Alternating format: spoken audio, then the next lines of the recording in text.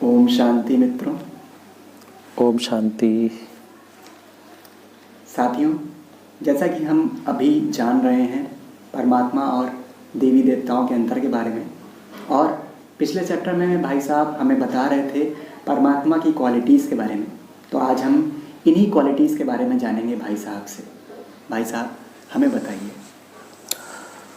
परमात्मा के बारे में हम 5 क्वालिटी गिना रहे थे और ये बहुत अच्छा मापक चीज़ है कि हम ये पता लगा सकते हैं वाकई परमात्मा कौन है जी।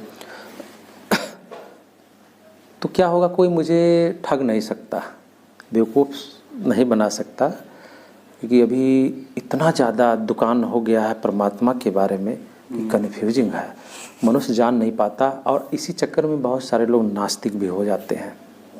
जी सही कह रहे हैं आप कि वो छोड़ ही दिया है लोगों ने पूजा पाठ ये सब।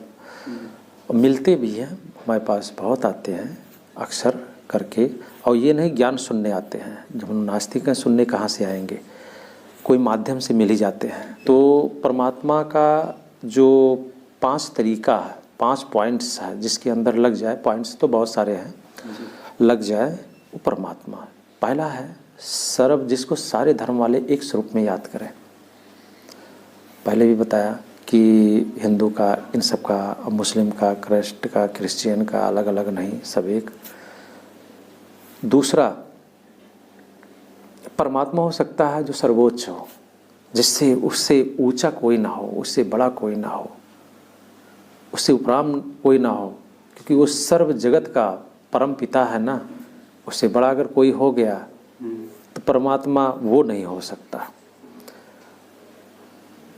तीसरा, परमात्मा वो है जो सर्वज्ञ हो, जो सारी बातों को जानने वाला हो, सृष्टि के आदि मध्य अंत की सारी कहानी को जानता हो, हर एक व्यक्ति के जन्म को जानता हो कि हम कब इस धरती पे आए, कब जानना है, सारे खेल को, रहस्य को जानने वाला परमात्मा हो सकता है। ये भी बातें उसके अंदर लगनी चाहिए।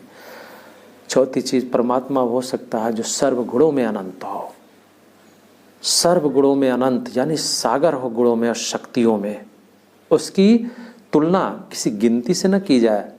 जैसे आज होता नहीं, इनके पास इतनी शक्तियां हैं, 10 प्रकार की शक्तियां हैं, इन्होंने अपने तर्कस में इतने सारे बाण रखे हैं, गिनती के गिने हैं, ब्रह्मास्त्र है, तो ये है वो है, नहीं।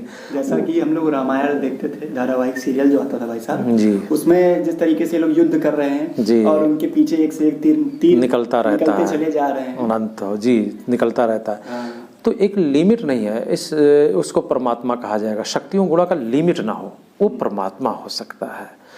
5वां परमात्मा हो सकता है जो सर्वोपरि हो, सर्व चक्रों से पार हो, यानी जो है लाभ हान, जन्म मरण, सुख दुख, भूख प्यास, अभोक्ता जिसको आप कह सकते हो, अभोक्ता शब्द आता है हमारे शास्त्रों में, उन सबसे पार हो। अब सुख दुख, लाभ हान, जन्म मरण, भूख प्यास, ये सब पांचों, ये सारी प्रक्रियाएं किसके अंदर लगती हैं?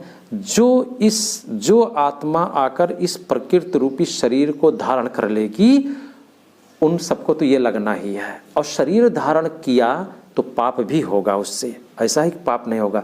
भगवान तो पाप कटेश्वर है, उसके ऊपर तो पाप लगता ही नहीं है। वो तो अभोक्ता है, कहा गया है, अयोनिज है, निराकार है, ज्योतिर्बिंदु स्वरूप है, कहते हैं। अब इसी स्वरूप में कोई एक है इस धरती पर जिसको सारे देवी देवताएं तक मानते हैं, सारे धर्म पिता वाले भी, सारे धर्म वाले भी उसको याद करते हैं। उसका कोई एक नाम तो होगा ना? बिल्कुल होगा। स्वरूप भी तो होगा ना, क्योंकि इस धरती पे बिना नाम और स्वरूप की कोई चीज होता नहीं है, किसी की पहचान नहीं। जी, बहुत लोग सोचते हैं कि निराकार का मतलब इसका कोई आकार ना हो। अरे ऐसा कैसे हो सकता है? बिना आकार के नहीं है तो नाम कैसे निराकार शब्द आ गया? नाम तो आया ना निराकार, ये भी तो नाम ही है, समझने की बात। तो वो कौन है? सर्वधर्म वाले, ये सारी क्वालिटी जिसके अंदर लगती हो। तो आप हम देखते हैं, पहले हम अपने धर्म को लेते हैं, देवी देवताओं को। देवी देवताओं में ये 5 पॉइंट नहीं लगते हैं, सारे पॉइंट। अब हम अपने हिंदू धर्म का ही ले लेंगे, तो हिंदू धर्म में ही राम कृष्ण को ही मैं एग्जाम्पल दे रहा हूँ सिर्फ, श्री राम और श्री कृष्ण को ही अपने हिंदू में भी अलग अलग लोग याद करते हैं, स्टेट बाई पूजा करते हैं। आप यहाँ ले लेंगे अयोध्या में तो राम की पूजा बहुत ज़बरदस्त है, कृष्ण की पूजा मथुरा में है, कलकत्ता की काले में है, गणेश की बम्बई में है।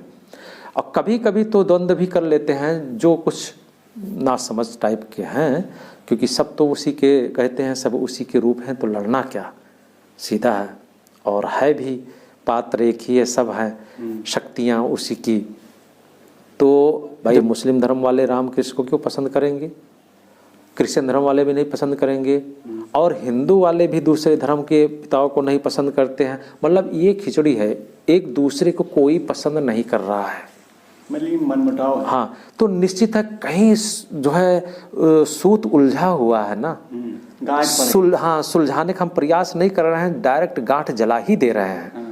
ये लड़ भिड़ कर मार काट कर हम जलाने का प्रयास कर रहे हैं। अगर ये सूत जो उलझी हुई है सुलझ जाए तो जो आपसी मतभेद है अनेक धर्मों का, ये शांत हो जाए, सभी समझ जाए अरे अपना पिता तो एक है, ये समझना बहुत आवश्यक है। तो अब बात ये आती है कि ये सारे लोग एक दूसरे को नहीं पसंद करते हैं, तो पहले पॉइंट तो कट गई। दूसरा, सर्वोच्च उससे बड़ा कोई न हो, तो इन देवी देवताओं से भी बड़ा कोई है। ब्रह्मा देवताय नमः, विष्णु देवताय नमः, शंकर देवताय नमः, लास्ट में बोला शिव परमात्माय नमः जी। परमात्मा के लिए शिव बोल देते हैं, है नहीं, इनसे भी बड़ा है। इन सर्व देवी देवताओं ने भी उस परमात्मा से ही शक्तियां प्राप्त की है, ये हम सब जानते हैं। उस निराकार परमात्मा को ही, ज्योतिर्बिंदु को ही, उस जो है नूरे इलाही को ही लोगों ने याद किया है, उसको नूर कह दिया है। ये भी बुरा मानने की जरूरत नहीं है, क्योंकि उसका अर्थ तो ज्योतिर्बिंदु ही हुआ और नूर का अर्थ ज्योतिर्बिंदु हुआ है। जो उधर बुरा मानने वाले बैठे होंगे, इधर भी बैठे होंगे, लेकिन अभी समझना है, क्योंकि समय बहुत आगे निकल गया है। अभी बुरा मानने का नहीं, अभी समझने की जरूरत है, समझने की जरूरत जी। अभी वो समय आ गया, नहीं समझेंगे तो हम एक दूसरे के खून के प्यासे हो गए हैं ना, वो शांत नहीं हो पाएगा। इसी के ऊपर हुआ है, थोड़ी समझदारी हो जाए बस। इसलिए मैं यही कहूँगा कि सब बहुत ही ध्यान से इसको समझने का प्रयास करें। हमें कोई जल्दी नहीं पड़ेगी, मैं आराम से आगे चैप्टर में भी आगे रहस्य खोलूँगा, बहुत सारे रहस्य निकलेंगे परमात्मा के बारे में जानने के लिए। नेक्स्ट चैप्टर में हम मिलते हैं। बिल्कुल भाई साहब।